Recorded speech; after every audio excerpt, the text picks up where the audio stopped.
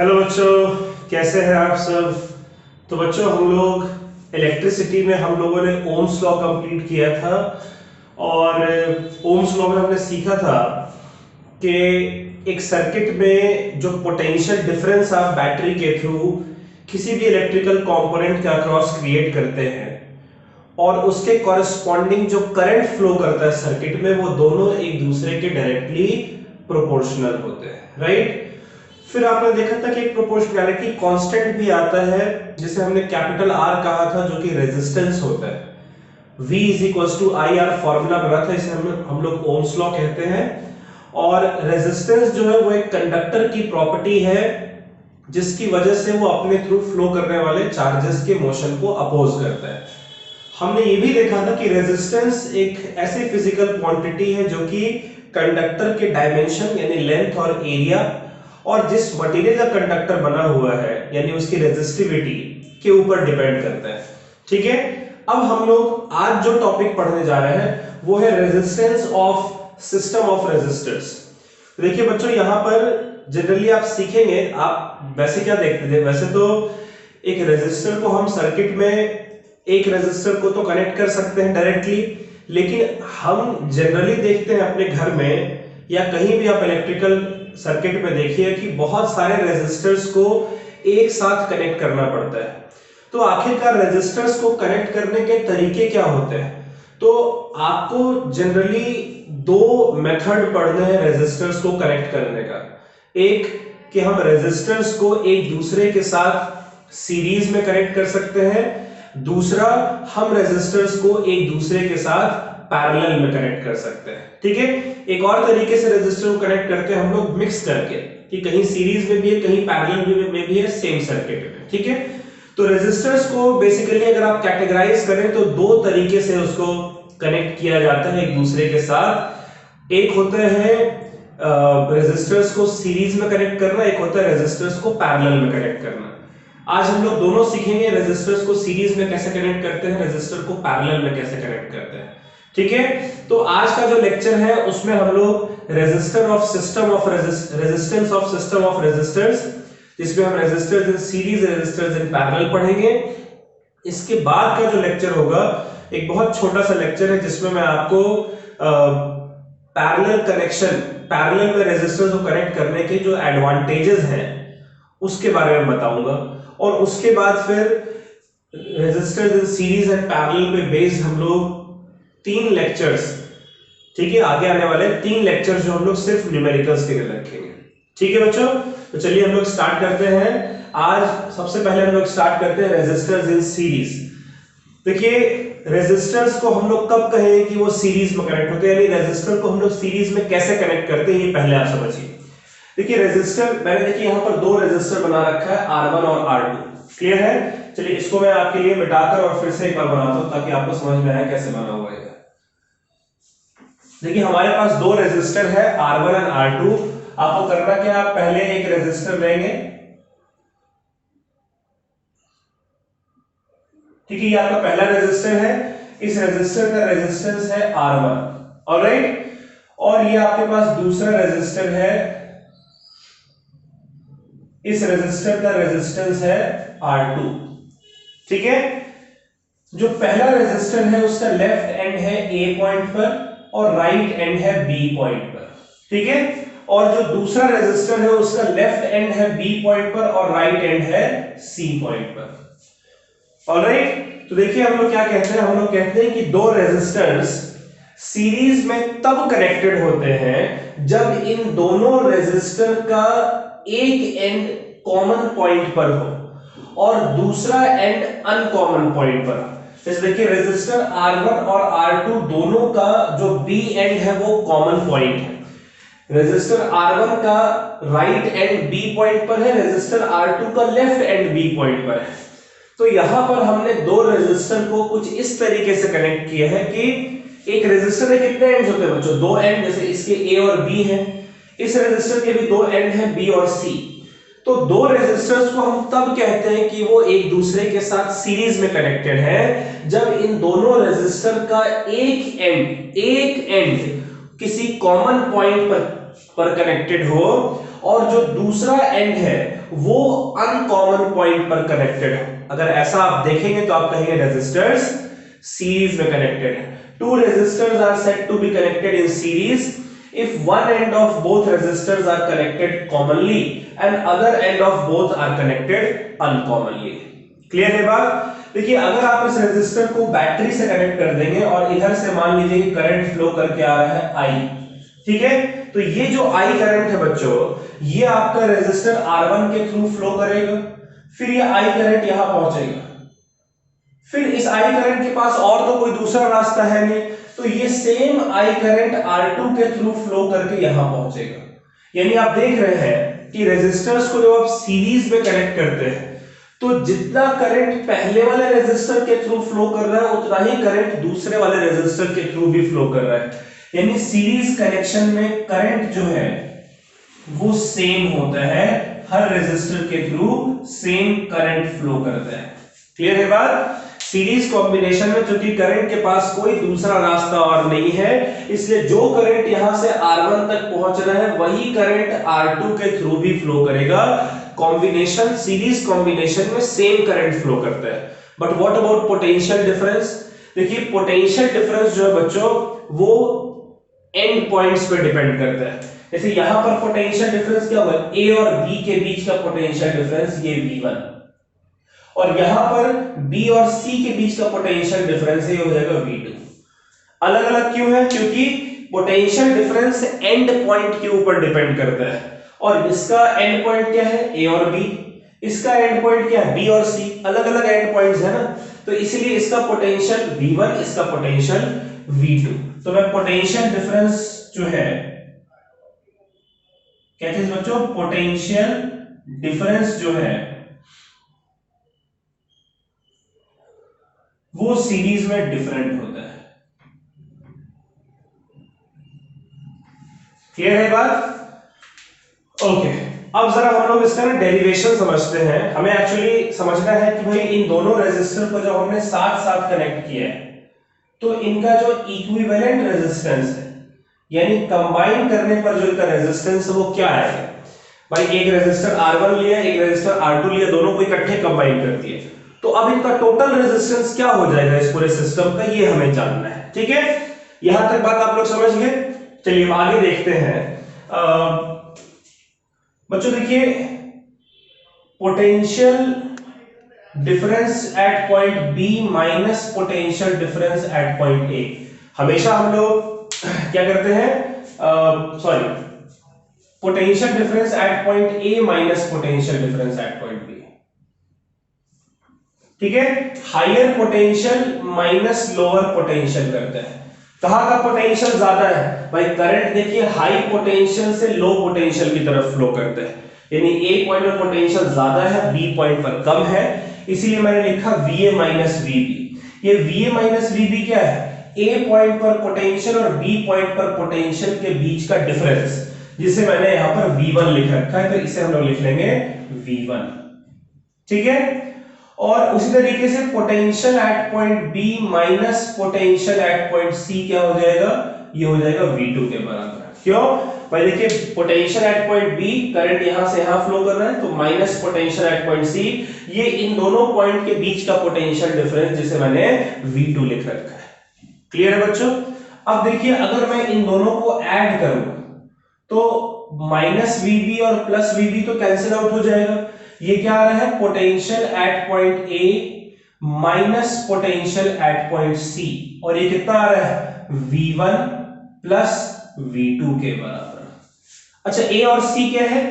इस पूरे सिस्टम का A है इनिशियल पॉइंट और इस पूरे सिस्टम का C है फाइनल पॉइंट, यानी ये शुरुआत के पॉइंट से लेकर अंत के पॉइंट के बीच का जो टोटल पोटेंशियल डिफरेंस है वो V1 प्लस V2, यानी इन दोनों को ऐड करने से मिल रहा है।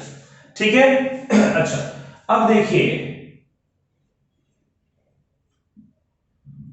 पोटेंशियल डिफरेंस, इसको मैं P डॉट D सिंबल से रिप्रेजेंट कर रहा हूं। पोटेंशियल डिफरेंस अक्रॉस R1, कौन से रेजिस्टर के across potential difference? R1 resistor के अक्रॉस पोटेंशियल डिफरेंस। तो फॉर्मूला होता है हमारा, इसके अक्रॉस कितना पोटेंशियल डिफरेंस है बच्चों? V1। ये कितना हो जाएगा ओम्स लॉ के अकॉर्डिंग, इसके थ्रू करंट फ्लो कर रहा है I और इसका रेजिस्टेंस है R1, तो कितना आ गया V1 is equal to I into R1। वैसे ही आप देखिए पोटेंशियल डिफरेंस अक्रॉस R2, तो R2 के अक्रॉस पोटेंशियल डिफरेंस कितना है V2, और ये V2 कितना होना चाहिए, इसके थ्रू करंट फ्लो कर रहा है I, रेजिस्टेंस है R2, इसलिए हो जाएगा equals to I into R2। ये हो गया इक्वेशन नंबर 2। अब अगर मैं इन दोनों इक्वेशन को ऐड करूं बच्चों, adding 1 and 2, adding 1 and 2, left side क्या हो जाएगा V1 प्लस V2, और राइट साइड क्या हो जाएगा IR1 प्लस IR2। अच्छा V1 प्लस V2 को मान लीजिए मैं V के बराबर कह रहा हूं कि ये इन दोनों पॉइंट के बीच का टोटल पोटेंशियल डिफरेंस है, तो V1 प्लस V2 की जगह मैंने लिख दिया V, और ये क्या आ रहा है equals to I multiplied by R1 plus R2, ठीक है। और V को हम लोग क्या लिखेंगे, V हमारा होगा इक्वल्स टू जितना करंट इसके अक्रॉस फ्लो कर रहा है मल्टीप्लाइड बाई A और C के बीच में जो टोटल रेजिस्टेंस कितना है R इक्विवेलेंट के बराबर। भाई एक तो R1 रेजिस्टेंस भी एक R2 रेजिस्टेंस भी है, तो टोटल रेजिस्टेंस में हमें फिलहाल तो पता नहीं है कि रेजिस्टेंस को ऐड करें टोटल की, सब्ट्रैक्ट करके टोटल मिले कि मल्टीप्लाई की डिवाइड, तो हमने लिख दिया कि R1 R2 कॉम्बिनेशन जो है जो A और C के बीच में टोटल प्रेजेंट है वो R इक्विवेलेंट के बराबर है, वही हमें निकालना है। तो भाई यहां पर A और C के बीच का पोटेंशियल डिफरेंस जो V1 प्लस V2 आया है उसे मैंने V के बराबर लिख दिया, और ओम्स लॉ के अकॉर्डिंग V कितना होगा, जितना करंट फ्लो करेगा वो करंट I फ्लो कर रहा है मल्टीप्लाइड बाय जो टोटल रेजिस्टेंस है R इक्विवेलेंट। तो इसकी जगह पर मैं लिख रहा हूं V की जगह I into R equivalent is equals to I into R1 plus R2। I से I कैंसिल आउट हो जाएगा बच्चों, ठीक है। और अब जरा हम लोग लिखेंगे R equivalent is equals to R1 plus R2। ये आपका फॉर्मूला निकल कर आ गया, दो रेजिस्टर को जब आप सीरीज में कनेक्ट करेंगे तब। उसी तरीके से 3 रेजिस्टर के लिए क्या आना चाहिए बच्चों, फॉर 3 रेजिस्टर्स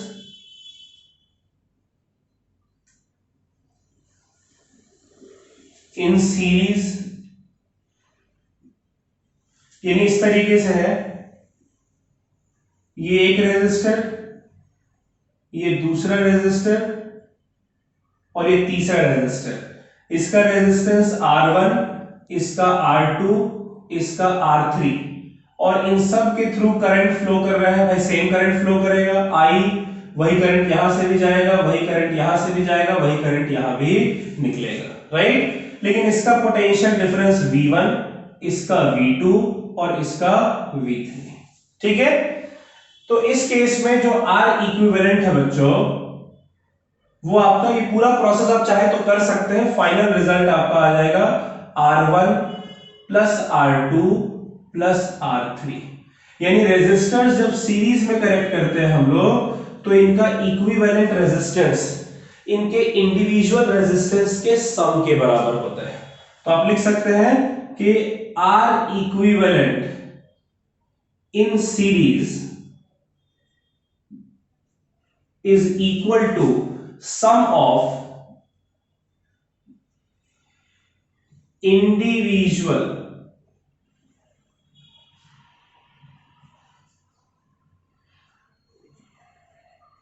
resistances। क्लियर है बात, इस पॉइंट को भी आप नोट कर लीजिएगा। और एक चीज हमेशा याद रखिएगा, सीरीज में करंट सेम होता है, पोटेंशियल डिफरेंस डिफरेंट होता है। सीरीज में अगर 2 रेजिस्टर है तो उनका इक्विवेलेंट कितना होगा R1 प्लस R2, अगर 3 है तो R1 plus R2 plus R3। उसी तरीके से n रेजिस्टर्स अगर सीरीज में कनेक्ट हो, for n resistors in series, n कुछ भी हो सकता है बच्चों, n 5 हो सकता है, तो 5 रेजिस्टर इन सीरीज। n अगर 7 है तो 7 रेजिस्टर्स इन सीरीज। उसके लिए आपका फॉर्मूला आ जाएगा R equivalent is equals to R1 plus R2, ऐसे करते करते फिर R3 R4 प्लस R5, ऐसे करते करते लास्ट में nth रेजिस्टर Rn। ठीक है, चलिए ये रेजिस्टर इन सीरीज था, ये फॉर्मूला बड़ा इंपॉर्टेंट है, इसको याद रखिएगा, इसको नोट कर लीजिए। फिर हम लोग रेजिस्टर्स इन पैरेलल देखते हैं।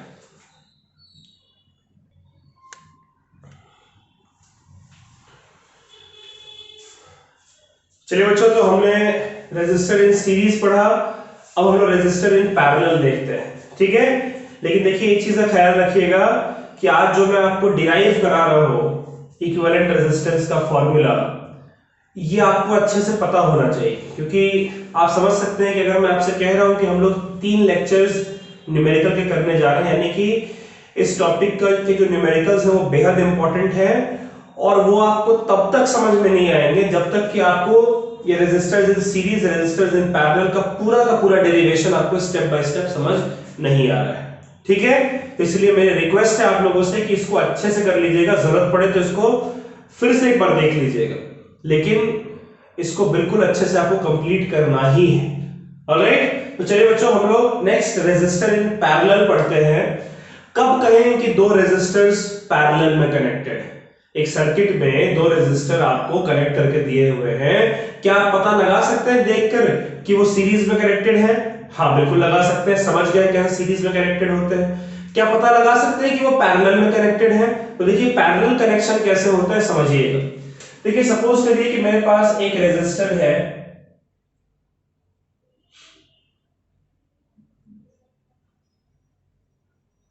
R1, ठीक है, और एक रेजिस्टर है R2।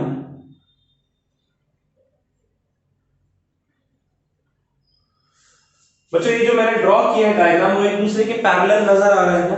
ठीक है, अब क्या करना है कि सर्किट तो हमारा कंप्लीट होना चाहिए, इसलिए इसको मैंने ऐसे ज्वाइन कर दिया और इसको मैंने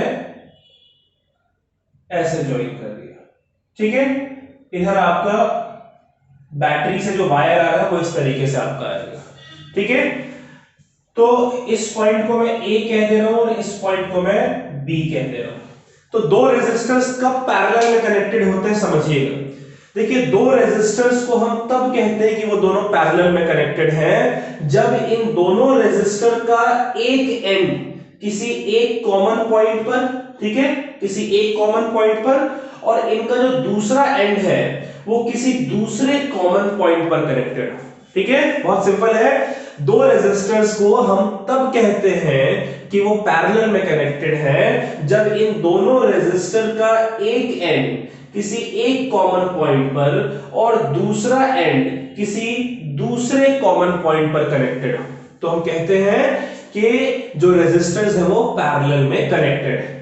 Two resistors are connected in parallel if one end of both resistors are connected at one common point. ठीक है, एक एंड किसी एक कॉमन पॉइंट पर कनेक्टेड है end other end of both are connected at other common point, दूसरा end जो दूसरे कॉमन पॉइंट पर कनेक्टेड है। यहां पर देखिए दोनों रेजिस्टर का लेफ्ट एंड ए पॉइंट पर कॉमनली कनेक्टेड है, दोनों रेजिस्टर का राइट एंड बी पॉइंट पर कॉमनली कनेक्टेड है। मान लीजिए आपने जो बैटरी लगाया है वहां से करंट I इधर से फ्लो करके आ रहा है। ठीक है, ये I करंट जो है बच्चों वो A पॉइंट पर पहुंचेगा। अच्छा, A पॉइंट पर पहुंचने के बाद इस करंट को दो अलग अलग डायरेक्शंस नजर आते हैं, तो उसमें से कुछ करंट I1 इधर फ्लो कर जाएगा और I2 इधर फ्लो कर जाएगा। ठीक है, तो I जो हमारा है बच्चों वो I1 प्लस I2 के बराबर होगा। भाई जितना करंट इधर आ रहा है एक पॉइंट पर उतना ही करंट जाएगा ना, ज्यादा करंट तो नहीं जा सकता या कम करंट तो नहीं जा सकता है, तो जितना आएगा उतना ही जाएगा। आ कितना रहा I, और दो अलग अलग रास्ते मिल गए करंट को, इसलिए करंट वहां पर डिवाइड, सीरीज में दो अलग अलग रास्ते नहीं मिल रहे थे, यहां मिल गए तो डिवाइड हो गया करंट। इधर I1 करंट चला गया, इधर I2 करंट चला गया, लेकिन इन दोनों करंट को जोड़िएगा तो ये I करंट के बराबर मिलना चाहिए। अब देखिए इधर से करंट I1 पहुंचेगा यहां पर, राइट, और इधर से करंट I2 पहुंचेगा यहां पर। ये दोनों फिर से बी पॉइंट पर आकर जुड़ जाएंगे और इधर दोबारा से आई करंट आपका बैटरी की तरफ फ्लो कर जाएगा। क्लियर है? तो नोटिस करिए, पैरेलल में इसके थ्रू I1 करंट जा रहा है, इसके थ्रू I2 करंट, यानी अलग अलग करंट पैरेलल में फ्लो करता है। इससे मैंने लिखा है करंट जो है वो डिफरेंट होता है। लेकिन पोटेंशियल डिफरेंस का क्या भाई, इसका पोटेंशियल डिफरेंस V होगा। ठीक है? क्यों, कैसे? इसका पोटेंशियल डिफरेंस V है और इसका भी V होगा भाई, दोनों का पोटेंशियल डिफरेंस जो है वो सेम होगा। मैंने लिखा है क्यों सेम है। देखिए, पहला जो रेजिस्टर है उसके एंड पॉइंट्स क्या है, पहले रेजिस्टर के लेफ्ट एंड A और राइट एंड B, यानी potential difference VA minus VB, V के बराबर लिख दिया। अच्छा, दूसरे रेजिस्टर का लेफ्ट एंड भी A और राइट एंड B, दोनों के एंड पॉइंट सेम है ना, तो पोटेंशियल डिफरेंस भी सेम होना चाहिए। अच्छा, अब चलिए जरा समझते हैं कि पोटेंशियल डिफरेंस अक्रॉस R1, जो पहला रेजिस्टर है R1, उसके अक्रॉस पोटेंशियल डिफरेंस कितना है बच्चों, V के बराबर है, राइट? अच्छा, V के लिए फॉर्मूला क्या होगा ओम्स लॉ के अकॉर्डिंग? तो भाई कौन से रेजिस्टर की बात कर रहे हैं, R1 रेजिस्टर की बात कर रहे हैं। R1 रेजिस्टर के अक्रॉस पोटेंशियल डिफरेंस है V, इसके थ्रू करंट फ्लो कर रहा है I1 रेजिस्टेंस से R1, तो V कितना हो जाएगा, I1 इंटू R1 के बराबर होगा। और यहां से क्या हम लिख सकते हैं, I1 is equals to V upon R1। ठीक है, क्या लिख दिया, I1 is equals to V upon R1। ठीक है, यहां R1 को इधर भेज तो V अपॉन R1 हो जाएगा। उसी तरीके से दूसरे रेजिस्टर की बात करते हैं, पोटेंशियल डिफरेंस अक्रॉस R2। यह R2 रेजिस्टर के अक्रॉस भी पोटेंशियल डिफरेंस V के बराबर है। करंट फ्लो कर रहे हैं I2 और इसका रेजिस्टेंस है R2, तो यहां से लिख सकते हैं I2 is equals to V upon R2। ये हो गया इक्वेशन नंबर 2। क्लियर है बात बच्चों? तो हमारा इक्वेशन 1 से I1 निकल कर आ गया, इक्वेशन 2 से I2 निकल कर आ गया। अगर मैं इक्वेशन 1 और 2 कंबाइन कर दूं, combining equation 1 and equation 2, left side पर I1 I2 तो हो जाएगा I1 प्लस I2 होना चाहिए बच्चों। राइट साइड पर क्या है, V अपॉन R1 और V अपॉन R2, यानी V upon R1 plus V upon R2 लिख सकते हैं ऐसे। अच्छा, I1 प्लस I2 देखो I के बराबर है, इसलिए इसकी जगह मैं I लिख दे रहा हूं। क्लियर है? और यहां से मैं V ले लेता हूं कॉमन, तो बचेगा क्या, 1 अपॉन R1 और इधर बचेगा 1 अपॉन R2। दोनों में V कॉमन था इसलिए मैंने V बाहर ले लिया। अब I क्या है, इस पूरे सर्किट में जो टोटल करंट फ्लो कर रहे हैं वो, तो टोटल करंट क्या होगा, total potential divided by total resistance.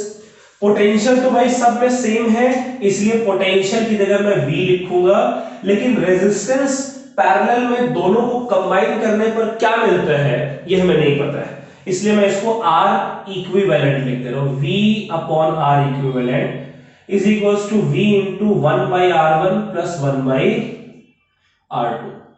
बच्चों V से V कैंसिल हो जाएगा और 1 अपॉन R इक्विवेलेंट हमारा आ रहा है 1 upon R1 plus 1 upon R2।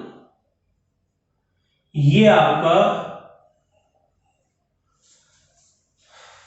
Parallel में जब रेजिस्टर कनेक्ट करते हैं तब ये फॉर्मूला आता है। अच्छा, एक चीज नोटिस करिए बच्चों, इसमें आपको एक चीज का ख्याल रखना है, 70% बच्चे इसमें मिस्टेक करते हैं।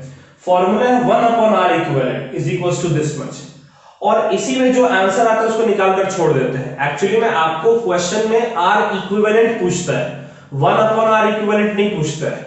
तो आपने निकाला 1 upon R equivalent 1 upon R1 plus 1 upon R2 से, जो भी आंसर आएगा उसका रेसिप्रोकल लेना पड़ेगा R इक्विवेलेंट बनाने के लिए। ठीक है, तो इसलिए मैं आपको एक अलग से फॉर्मूला बनाकर दे दूंगा, आप चाहें तो इसका भी इस्तेमाल कर सकते हैं, आप चाहें तो उसका भी इस्तेमाल कर सकते हैं। ठीक है। अच्छा, अगर बच्चों ये तो 2 रेजिस्टर्स थे, फॉर 3 रेजिस्टर्स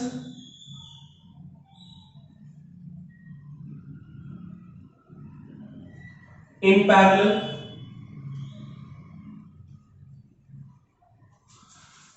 और n रेजिस्टर्स के लिए बच्चों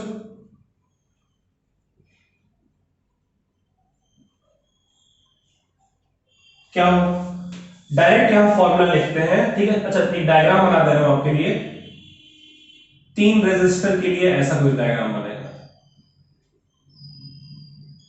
3 रेजिस्टर्स तीनों पैरेलल में है, तो तीनों को एक दूसरे के पैरेलल ऐसे बनाइए और सबको एक कॉमन पॉइंट पर ऐसे ज्वाइन कर दीजिए।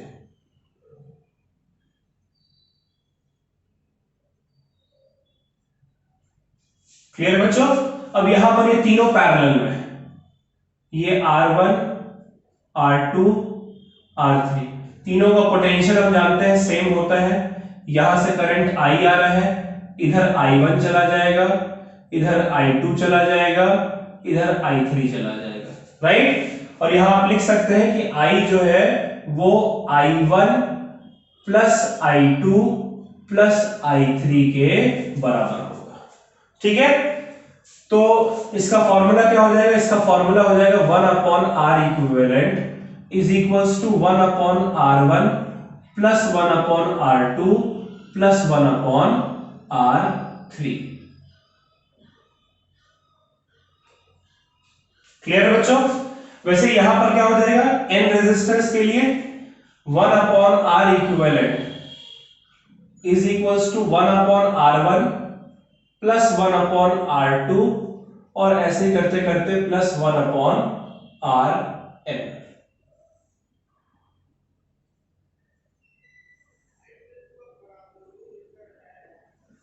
ठीक है। अच्छा, अब मैं आपको एक फॉर्मूला बता रहा हूं, फॉर्मूला फॉर यूज।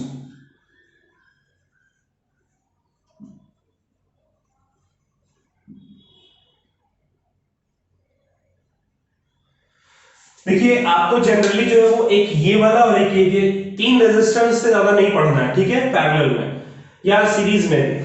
n के लिए जरूरत नहीं पड़ेगी, लेकिन मैंने आपको इंफॉर्मेशन के लिए बता दिया। अच्छा, इस फॉर्मूले में देखिए आपसे R, जैसे सीरीज में R इक्विवेलेंट डायरेक्ट निकल जाता है, R equivalent is equals to R1 plus R2, तो आपका आंसर सही आता है। यहां पर बच्चे क्या गलती करते हैं, 1 अपॉन R इक्विवेलेंट तो निकाल लेते हैं, लेकिन 1 अपॉन R इक्विवेलेंट का रेसिप्रोकल लेके R इक्विवेलेंट का आंसर नहीं लिखते, 1 अपॉन R इक्विवेलेंट में ही आंसर छोड़ देते हैं, तो गलत हो जाता है। तो इसीलिए मैं आपको R इक्विवेलेंट के टर्म्स में इसका फॉर्मूला लिखकर दे रहा हूं, ठीक है। आप अगर इसको यूज कर सकते हैं, रेसिप्रोकल अगर आप सवाल में लेकर फाइनल आंसर लिख सकते हैं तो ये यूज करिएगा। अगर आप नहीं लिख पाएंगे, भूल जाते हैं, आपसे बार बार छूट जाता हो, तब जो फॉर्मूला मैं बता रहा हूं वो लिखिएगा। देखिए, 2 रेजिस्टर के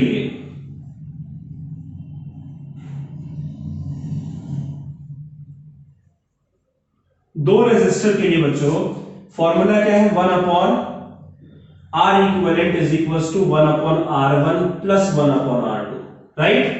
अगर मैं इसका एलसीएम ले लूं तो कितना आ जाएगा, R1 इंटू R2, और ऊपर कितना हो जाएगा, R2 प्लस R1, इसे मैं R1 प्लस R2 लिखते रहूं, ठीक है। और अब अगर मैं इसका रेसिप्रोकल ले लूं तो 1 अपॉन R इक्विवेलेंट का रेसिप्रोकल क्या हो जाएगा, R इक्विवेलेंट होगा, और इसका रेसिप्रोकल क्या हो जाएगा, R1 into R2 divided by R1 plus R2। ये जो फॉर्मूला आपका है, इसमें आपको डायरेक्टली R इक्विवेलेंट मिल रहा है। यहां पर 1 अपॉन R इक्विवेलेंट था, इसलिए रेसिप्रोकल लेना पड़ रहा था। यहां मैंने आपको R इक्विवेलेंट का फॉर्मूला बता दिया, ये 2 रेजिस्टर के लिए। वैसे ही 3 रेजिस्टर के लिए मैं डायरेक्ट फॉर्मूला लिख रहा हूं, for 3 resistors 1 upon R equivalent बच्चों आपका है 1 upon R1 plus 1 upon R2 plus 1 upon R3, right. चलिए ये भी मैं कर देता हूं। अगर इसका एलसीएम ले तो कितना हो जाएगा, R1 into R2 into R3। यहां पर कितना है, R1 तो है, R2 इंटू R3 आएगा, फिर यहां पर R2 है तो आ जाएगा R1 इंटू R3, ठीक है। तो यहां पर R1 है तो क्या आ जाएगा, R2 R3, यहां R2 है तो आ जाएगा R1 इंटू R3, यहां R3 है तो आ जाएगा R1 इंटू R2, ठीक है। और इसका अगर मैं उल्टा ले लूं तो R इक्विवेलेंट जो मेरा है वो ये ऊपर चला जाएगा, R1 into R2 into R3 divided by, order में लिखते हैं, R1 into R2 plus R2 into R3 plus R1 into R3 या R3 इंटू R1 लिख लीजिए, तो आपको याद करने में आसानी होगी। ठीक है बच्चों, R1 R2 1 2 फिर 2 3 फिर 3 1, ठीक है। ये R1 R2 मल्टीप्लिकेशन में है, R2 R3 मल्टीप्लिकेशन में, R3 R1 मल्टीप्लिकेशन में, और बीच में ऐड कर रखा है यहां R1 into R2 into R3 सब जो है वो मल्टीप्लिकेशन में है। क्लियर है बच्चों?